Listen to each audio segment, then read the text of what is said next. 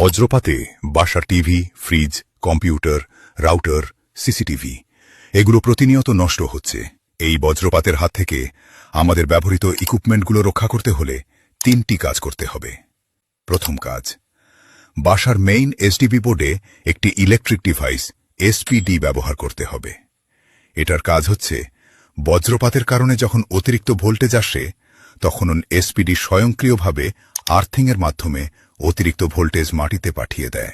দ্বিতীয় কাজ, body earthing ব্যবহার করা। আমাদের বাসাবাড়ির যতগুলো 3-পিন সকেট আছে সেগুলোতে আর্থিং নিশ্চিত করা, কারণ বজ্রপাতে যদি অতিরিক্ত কারেন্ট কোনোভাবে চলে আসে তাহলে আর্থিং সেটাকে নিরাপদে মাটিতে পাঠিয়ে দেয়। তৃতীয় কাজ, লাইটনিং অ্যারেস্টর স্থাপন করতে হবে।